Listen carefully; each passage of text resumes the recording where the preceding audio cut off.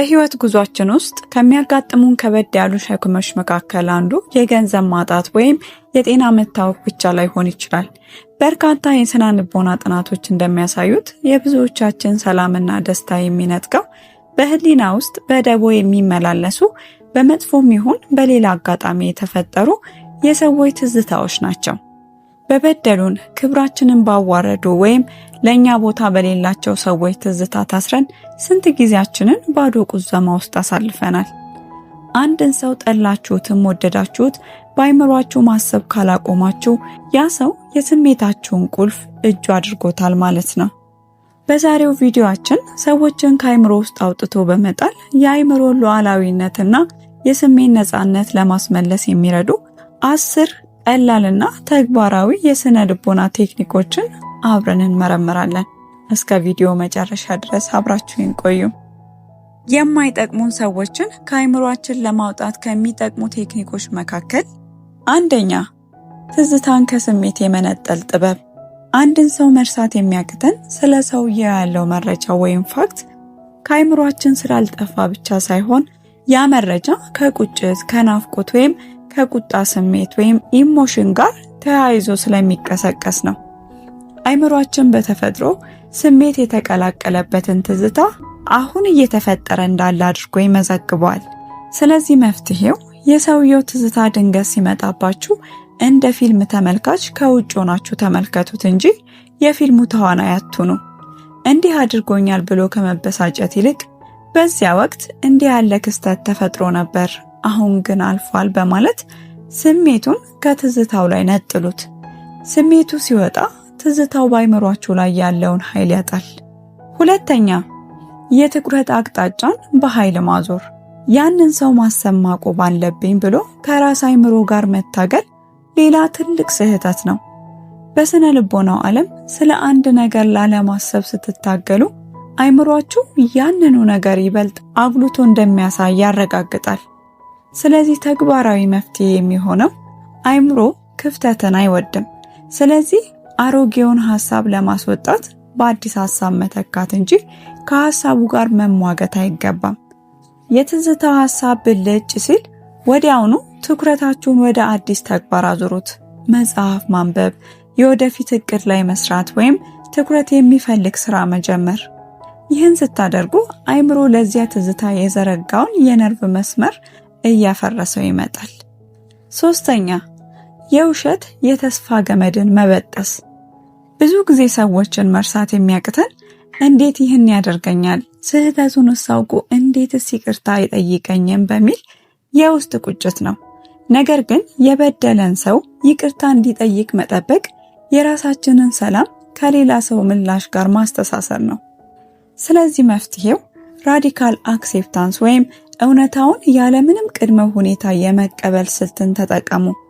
ማንም መጥቶ ይቅርታ እንዲጠይቃችሁ አትጠብቁ። ድርጊቱ ተፈጽሟል፣ የሰውየው ባህሪ ሚያ ነው ብላችሁ ታሪኩን በራሳችሁ ውሳኔ ዝጉት። ተስፋና የመጠባበቁን ገመድ ስትበጥሱ አይምሮ ለዚያ ሰው ከፍቶት የነበረው በር ፈጽሞ ይዘጋል። አራተኛ፣ የትዝታዎችን ማራኪነት የማርከስ ጥበብ። አይምሯችን በብቸኝነት ወይም በከፋን ጊዜ መጥፎውን ትዝታ ወደ ጎን አድርጎ የነበሩ መልካም ጊዜያትን ብቻ መርጦ የማምጣት ዝንባሌ አለው። ይህ ደግሞ የናፍቆት ስሜት እንዲፈጠር ያደርጋል። ስለዚህ መፍትሄው ኔጌቲቭ ቪዥዋላይዜሽን የተሰኘውን ቴክኒክ ተጠቀሙ።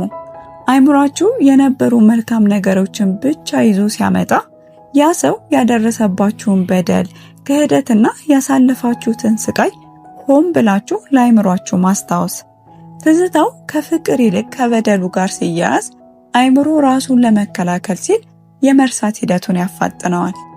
አምስተኛ፣ አካባቢን ማጽዳትና የዲጂታል ግንኙነትን ማቋረጥ።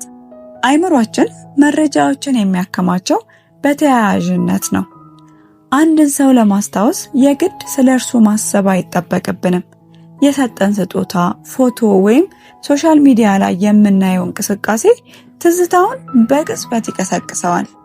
ስለዚህ ስልካችሁ ላይ ያሉ ፎቶዎችን፣ መልእክቶችንና የሶሻል ሚዲያ ገጾችን ማጽዳት፣ አካላዊ ማስታወሻዎችን ከአይን ማራቅ፣ እነዚህን ቀስቃሽ ነገሮች ወይም ትሪገርስ ስታስወግዱ ለአይምሯችሁ ይህ ሰው በህይወቴ ውስጥ የለም የሚል ግልጽ ምልክት ትሰጡታላችሁ። ስድስተኛ አዲስ ማንነትን በመገንባት አሮጌውን ማስወገድ። ሰዎችን መርሳት የሚከብደን ያ ሰው አብሮን በነበረበት ወቅት የነበረን ማንነት ከእርሱ ጋር በጥብቅ የተቆራኘ ስለሚሆን ነው። ስለዚህ መፍትሄው ከእርሱ ጋር የነበረውን አሮጌ ማንነታችሁን ትታችሁ አዲስና ጠንካራ ማንነትን መገንባት አለባችሁ። አዳዲስ ክህሎቶችን መማር፣ አዳዲስ ማህበራዊ ክበቦችን መቀላቀል ወይም የህይወት ዘይቤን መቀየር። በህይወታችሁ አዲስ እድገት ላይ ስትደርሱ አይምሮ ለአሮጌ ትዝታዎች የሚሰጠው ቦታ በከፍተኛ ሁኔታ ይቀንሳል። ሰባተኛ ያልተላከ ደብዳቤና የስሜት መልቀቅ። በስነ ልቦናው ዓለም አይምሮአችን ያልተጠናቀቁ ተግባራትንና ያልተቋጩ ንግግሮችን ደጋግሞ የማምጣት ዝንባሌ አለው። ያልተነገሩ ቁጭቶች ሲኖሩ አይምሮ ንግግሩን ለመጨረስ ሲል ትዝታውን በህይወት ያቆየዋል። ስለዚህ ያልተላከ ደብዳቤ የመጻፍ ቴክኒክን ተግብሩ። ወረቀትና ብዕር አንሱና ለዚያ ሰው ልትነግሩት የምትፈልጉትን ቁጣ፣ ህመምና ቁጭት በዝርዝር ጻፉት። ከዚያም ወረቀቱን አቃጥሉት ወይም ቅበሩት።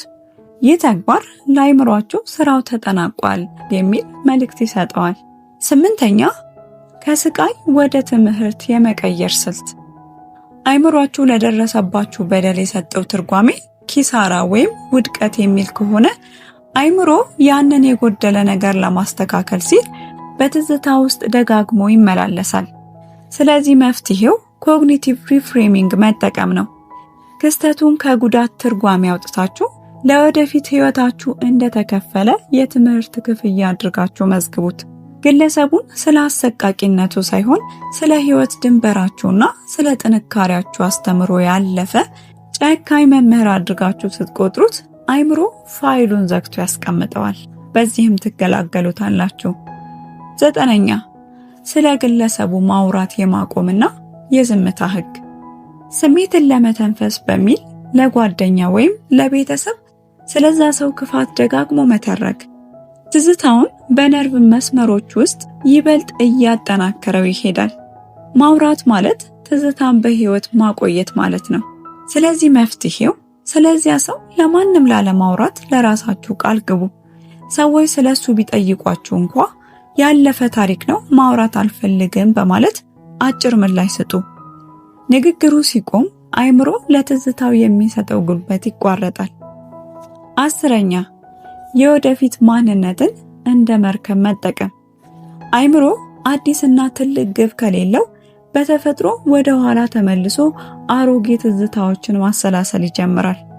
መርሳት ማለት አይምሮ ስለ ወደፊት ታላቅ ራዕያችሁ ከመጨነቁ የተነሳ አሮጌ ነገሮችን ለማሰብ ትርፍ ጊዜ እንዲያጣ ማድረግ ነው። ስለዚህ ትኩረታችሁን ከ5 እና ከ10 ዓመት በኋላ በሚኖራችሁ ትልቅ እድል ላይ አድርጉት። አይምሯችሁ በየቀኑ ስለሚሰራው ስራና ስለሚደርስበት ከፍታ ብቻ እንዲያስብ ስታስገድዱት አሮጌዎቹ ትዝታዎች ቦታ አጥተው ይደበዝዛሉ። ውድ ቤተሰቦቼ፣ ሰው መርሳት ማለት የአይምሯችሁን ሉዓላዊነትና የስሜታችሁን ነፃነት የማስመለስ ውሳኔ ነው። እናንተን ወደ ኋላ የሚጎትቱ ሰዎችን በአይምሯችሁ ተሸክማችሁ መጓዝ በገዛ ፈቃዳችሁ እስር ቤት ከመኖር አይለይም። ዛሬ ከተነጋገርንባቸው ከነዚህ 10 የስነ ልቦና ቴክኒኮች ውስጥ የትኛውን ቀድማችሁ ለመተግበር ወሰናችሁ? በህይወታችሁ ውስጥ መርሳት የከበዳችሁ ነገር ምንድን ነው? አስተያየታችሁን በኮሜንት አጋሩ። ቪዲዮ ከተመቻችሁ ላይክ ማድረጋችሁን አትርሱ። ለቻናላችን አዲስ ከሆናችሁ ደግሞ ሰብስክራይብ በማድረግ የደወል ምልክቷን በመጫን የዘወትር ተከታታያችን ሁኑ። በሌላ ቀን በቀጣይ ቪዲዮ እስክንገናኝ በቸር ቆዩ።